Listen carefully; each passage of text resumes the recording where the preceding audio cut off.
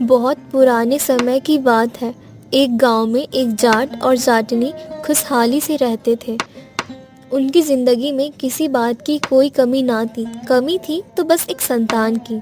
दोनों कभी कभी अपनी संतान के बारे में सोचकर बहुत परेशान हो जाते थे।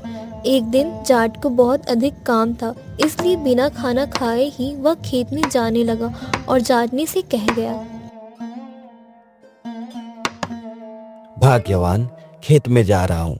दिन में मेरे लिए खाना लेकर खेत में ही आ जाना। अरे, नाश्ता बना है, खाकर चले जाते तो अच्छा था। पर कोई बात नहीं, मैं खेत में ले आऊंगी खाना। याद से, आप निश्चिंत होकर जाइए। जाट जाकर खेत में काम करने लग गया।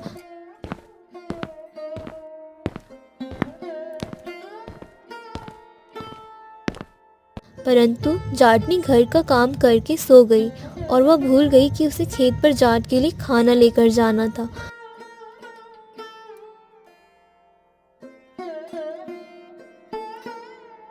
अब तो भूख बर्दाश्त नहीं होती। शायद हो सकता है मेरी पत्नी खाना लाना भूल गई हो। वह अपने बैलों को वापस घर की तरफ ले जाने लगा। रास्ते में एक बच्ची कपड़े में लिपटी हुई दिखाई दी। उसने इधर उधर देखा।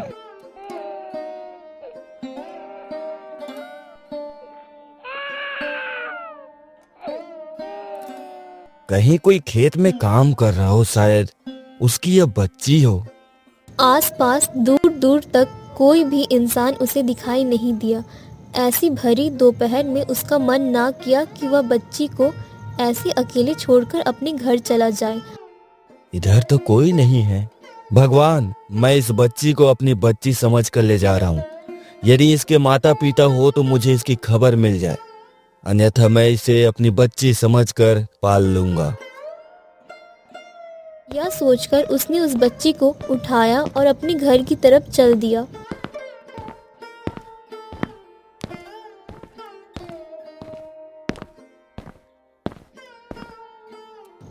घर ले जाकर उसने जाटनी की गोद में वह बच्ची दे दी।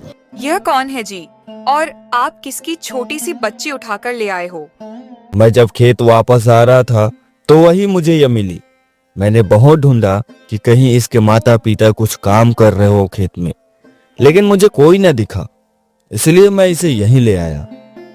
हम इस बच्चे का नाम क्या रखें? यह तो तारा की तरह सुंदर है, तो हम इसका नाम तारावती क्यों न रख दें? यह तो बहुत ही सुंदर नाम है। दोनों तारा की खूब देखभाल करते।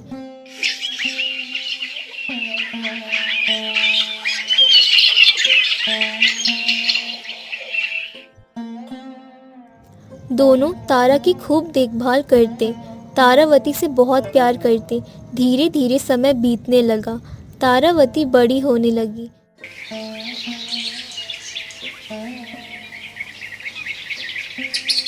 लेकिन एक दिन जाट और जाटनी अपने खेत में काम कर रहे थे और तारावती को घर पर छोड़कर गए थे। अचानक खेत में एक बड़े बिल में से एक नाग निकल कर आया और जाट जाटनी दोनों को उसने डस लिया। आसपास दूर दूर तक कोई ना था। दोनों बेचारे जाट जाटनी तड़प तड़प कर वहीं मर गए। तारावती को बहुत दुख हुआ। वह बहुत रोई। अब तारावती का ख्याल उसके पड़ोसी ही रखने लगे। उसके पड़ोसी बहुत अच्छे थे। जैसे ही तारावती जवान हुई तो उन्होंने उसकी शादी एक व्यापारी से कर दी। उस व्यापारी का भी कोई ना था।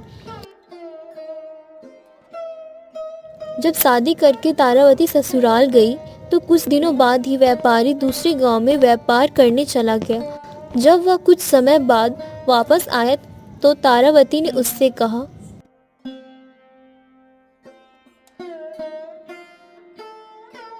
देखो जी, आप तो यहाँ से चले जाते हो और बहुत समय बाद आते हो, लेकिन मेरा यहाँ पर मन नहीं लगता है।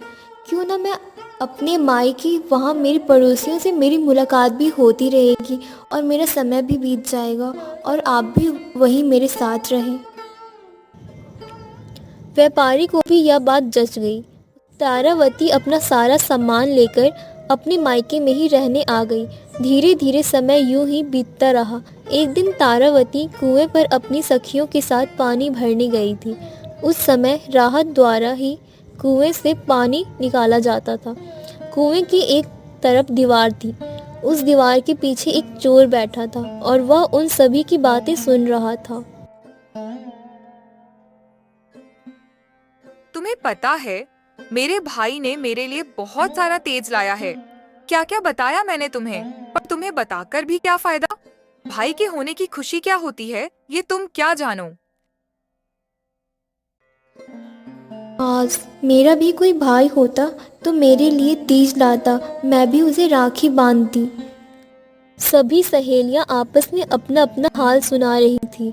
सारी सहेलियां ने एक दूसरे की कहानी पूछी, कोई अपनी भाई की तो कोई अपने पति की बातें कर रही थी। तीज का और राखी का त्यौहार आने वाला था। चोर यह सभी बातें ध्यान से सुन रहा था। जब सबने अपने अपने घड़े भर लिए तो वह अपने घर को चल दी।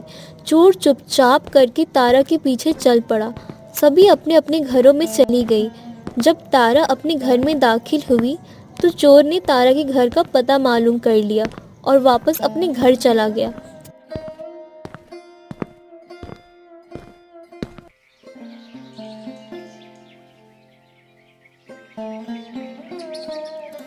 कुछ दिनों के बाद चोर चावल, चीनी, साड़ी, चूड़ियाँ, फल, मिठाई, सारा सामान लेकर तारा के घर पहुंचा। चोर ने दरवाज़ा खटखटाया तो तारा ने दरवाज़ा खोला और सामने अजनबी को देखकर वह उससे पूछने लगी, आप कौन हो?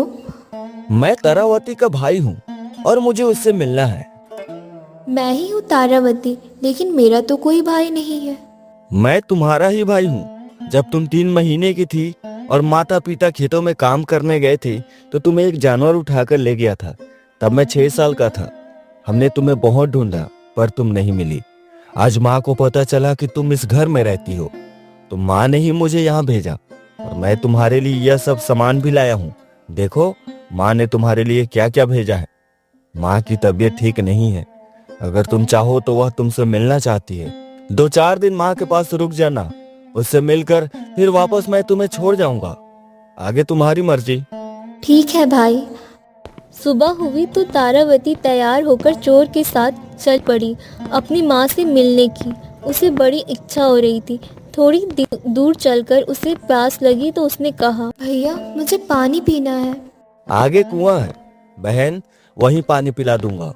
इस तरह तारावती ने रास्ते में 3-4 बार पानी मांगा तो चोर उसे आगे कुआं है यह कह। जब चोर का गांव नजदीक आया तो तारावती ने फिर कहा, भैया देखो कोई गांव भी आ रहा है।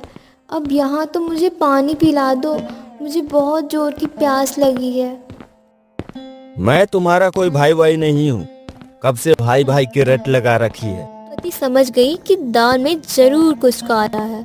जब चोर तारावती को लेकर अपने घर में दाखिल हुआ तो सामने चोर की माँ एक खाट पर बैठी थी। वह उठी और देखा कि चोर के साथ तो बहुत ही सुंदर लड़की आई है। देखो माँ, मैं तुम्हारे लिए कितनी खूबसूरत बहू लाया हूँ। जब तारा ने यह बात सुनी तो उसने चोर की तरफ बड़े आश्चर्य से देखा। चोर मक्कारी वाली हंसी हंस रहा था। तुमने तो मुझे अपनी बहना कहा था। जब तुम कुएं पर पानी भरने गई थी तब मैंने तुम्हें तुम्हारी सहेलियों के साथ देखा था। तुम मुझे बहुत पसंद आई थी, इसलिए मैं तुम्हें धोखे से यहाँ लाया हूँ। कुछ समय बाद चोर के बाकी के भाई भी वहाँ आ गए। चोर के 4 भाई थे, उनमें से एक कान्हा भी था। जब उन सब ने तारावती को देखा तो उसकी खूबसूरती को देखकर आपस में लड़ने लगे कि तारावती से मैं शादी करूंगा, इससे मैं शादी करूंगा। तब चोरों की माँ ने कहा, तुम सब इस लड़की के लिए आपस में मत लड़ो मेरे प्यारे लाडलो। तुम सब चोरी करते हो। अब की बार जब तुम चोरी करने जाओ तो जो सबसे ज़्यादा कीमती सामान लेकर आएगा मैं उसी के साथ इसकी शादी करवा दूंगी। एक दिन चोरों की माँ ने तारावती से कहा, बिटिया तुम तो बहुत खूबसूरत हो। तुम्हारे तो बाल भी बहुत लंबे काले घने हैं। तुम ऐसा क्या करती हो? कुछ नहीं अम्मा जी, मैं अपने शरीर का बहुत ध्यान रखती हूँ, अपने बालों का भी बहुत ख्याल रखती हूँ। लाइए मैं आपके भी बाल बना देती हूँ। जब उसने इतने प्यार से कहा तो चोरों की माँ इनकार ना कर सकी। ठीक है बेटी, बना दो। उसने चोरों की माँ के बाल खोले और उनमें कंघी करने लगी चोरों की माँ को बड़ा अच्छा लग रहा था। अम्मा जी, आपके सर में तो बहुत जुए हैं और बहुत आपके बाल गंदे भी हो रखे हैं। आप नहाई नहीं क्या? चलिए मैं आपको नहला देती हूँ। चोरों की माँ खुशी खुशी नहाने के लिए तैयार हो गई। फिर तारावती ने चूल्हे में आग जलाकर उस पर एक बड़े से भगोड़ में पानी भर दिया और गर्म होने के लिए रख दिया। जब पानी खूब अच्छी तरह गर्म हो गया तो तारावती ने पूछा, अम्मा जी, आपके साफ कपड़े कहाँ रखे हैं? चोरों की माँ ने चाबी निकालकर तारावती को दे दी। तारावती ने जब अंदर संदूक का ताला खोला तो देखकर दंग रह गई। संदूक में बहुत सारा सोना चांदी, बहुत सारा पैसा रखा हुआ था। तारावती उस समय तो चुपचाप चोरों की माँ के कपड़े निकालकर ले आई। फिर उसने एक चार की ओट में चोरों की माँ को नहलाना शुरू कर दिया। पहले तो उसने थोड़ा हल्का गुनगुना पानी चोरों की माँ के शरीर पर डाला। जब चोरों की माँ को अच्छा लगने लग गया तो उसने लगातार पूरा उबलता हुआ पानी उस बुढ़िया पर डाल दिया। वह उबलते हुए पानी के दर्द के मारे तड़पने लगी और थोड़ी देर में तड़प तड़प के वही मर गई। तारावती ने उसे नए कपड़े पहनाए और चरपाई पर लिटा दिया और ऊपर से एक चादर से ढक दिया। ऐसा लग रहा था जैसे वह सो रही है। तारावती ने सारा चोरी का सामान इकट्ठा किया, जितना भी कीमती सामान था सबको उठाकर चोरों की बैलगाड़ी थी उसमें रखा और अपने गांव की तरफ चल पड़ी। जब वह अपने गांव पहुंची तो सब ने सोचा कि तारा की माँ ने तारा को बहुत सारा सामान और जेवर दिए हैं। तारावती ने किसी को कुछ नहीं बताया। उधर जब चोर चोरी करके अपने घर पहुंचे तो उन्होंने देखा कि कमरे का दरवाज़ा तो बंद है। तारावती उनके लिए खाना बना रही है। जब उन्होंने झांक कर देखा तो चारपाई पर उनकी माँ लेटी हुई थी। उन्होंने सोचा कि माँ सो रही है। जब बहुत बोलने पर भी उनकी माँ ना उठी तो उन्होंने कमरे का दरवाज़ा खोला और अंदर जाकर देखा तो फिर माँ से पूछने लगे और माँ को उठाने लगे तो चौंक गए कि उनकी माँ तो मरी पड़ी हुई है। फिर उन्होंने जल्दी से अपना संदूक खंगाला। संदूक में से सारा धन, जेवर, सब कुछ गायब था। चोरों ने अपना माथा चोर के घर में ही चोरी हो गई। उन्होंने बहुत गुस्सा किया। तारावती को अब सबक सिखाना है और अपना जेवर और पैसा उससे वापस लेकर आना है। उन्होंने अपनी माँ का तह संस्कार किया और तारा को ढूंढने निकल पड़े। ढूंढते ढूंढते वह उसके गांव पहुंच गए। तारावती के गांव पहुंचते ही चोरों को बहुत अंधेरा हो गया था। तारावती को यह मालूम था कि चोर उसे ढूंढते ढूंढते उसके गांव जरूर आएंगे, इसलिए उसने अपने घर का दरवाज़ा आगे से हटाकर और दूसरी तरफ लगवा दिया और वहाँ पर एक दीवार बनवा दी। अब जो चोर तारावती का घर जानते थे उसने अपने बाकी चार भाइयों को बताया कि घर तो यही है, लेकिन दरवाज़ा नहीं मिल रहा है। पहले तो दरवाजा इसी तरफ था, लेकिन अब दरवाजा गायब हो गया है। सब भाइयों ने आपस में बातें की। उनकी बातें सुनकर तारावती जाग गई। अब दरवाज़ा नहीं मिल रहा है तो चलो इधर से दीवार में छेद करते हैं। सबने दीवार में छेद करना शुरू कर दिया। उसने एक तेज धार वाली धरती को अपने हाथ में लिया और दीवार के पास सटकर खड़ी हो गई। चोरों ने जब इतना बड़ा छेद कर लिया कि वे आसानी से अंदर आ सके तो एक चोर ने छेद में से अपना मुंह अंदर किया ही था कि तारावती ने अपनी दरा से उस चोर की नाक पर मारी। उसकी नाक कटकर जमीन पर जा गिरी। चोर दर्द से चिल्लाकर उठा और वहां से हट गया। तो दूसरे चोरों ने उसकी हालत देखी तो घबरा गया और सरपट भाग गए। फिर तारावती से अपने भाई की नाक कटने का बदला लेने की ठानी। अब उन्होंने तारावती के घर के दरवाजे का पता लगा लिया था। वे सब रात में चुपचाप तारा के घर पहुंचे। तारा गहरी नींद में थी तो उन्होंने तारावती को चरपाई समेत ही उठा लिया और तारावती की चरपाई उठाकर अपने सर पर रख ली और जंगल की तरफ चल पड़े। थोड़े ही दूर चले थे कि हल्की हल्की बारिश आने लगी। तारावती की नींद खुली तो समझ गई। वह सोचने लगी, तभी एक बरगद के पेड़ के नीचे उसकी चारपाई गुजरी। तारावती ने बरगद की टहनी को पकड़ लिया और पेड़ पर चढ़ गई। पीछे पीछे आ रहे काने चोर ने यह देख लिया तो वह बोला,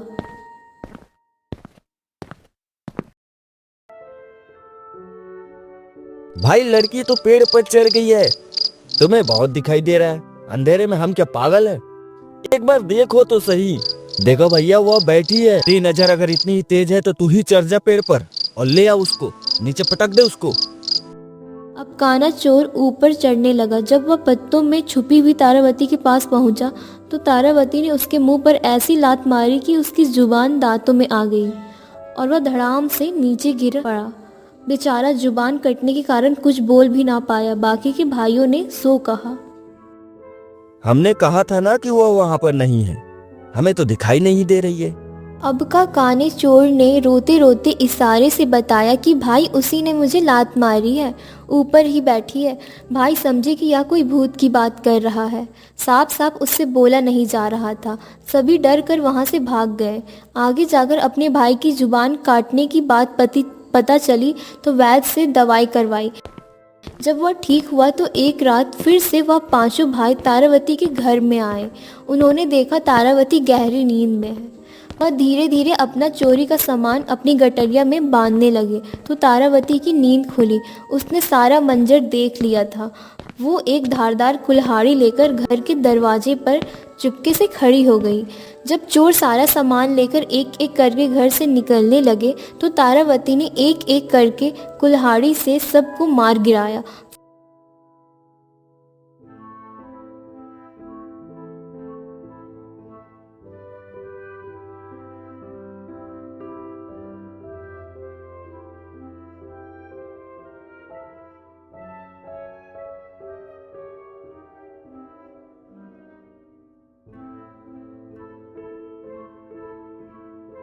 फिर तारावती ने पहले तो अपना सारा सामान घर में रखा, फिर उसके बाद एक साथ एक जैसी चादर 5 चादर लेकर एक एक चोर को एक एक चादर में बांधकर उनकी घड़े बनाकर रख दी।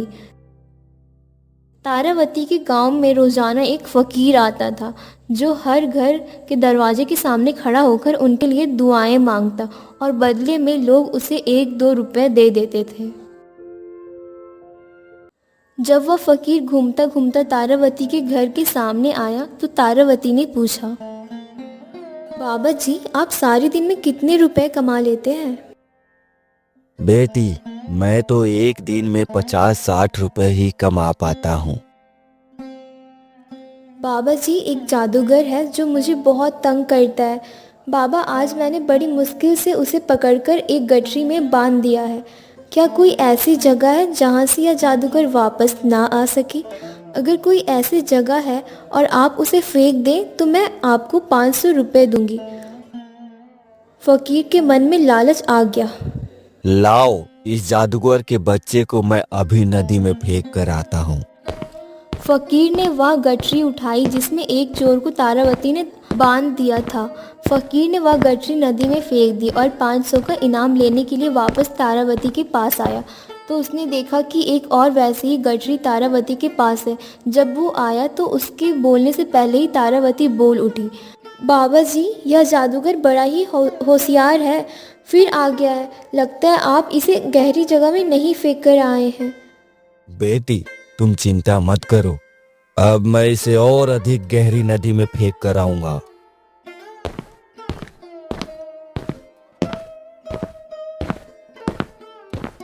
तो तारावती तीसरी गठरी लाकर रख दी और कहा, देखो बाबा मैंने कहा था ना इस गठरी को ऐसी जगह फेंकना जहां से यह वापस ना आ सके, लेकिन यह तो फिर वापस आ गया। बेटी तुम चिंता मत करो, अब मैं इसे और अधिक गहरी नदी में फेंक कर आऊंगा।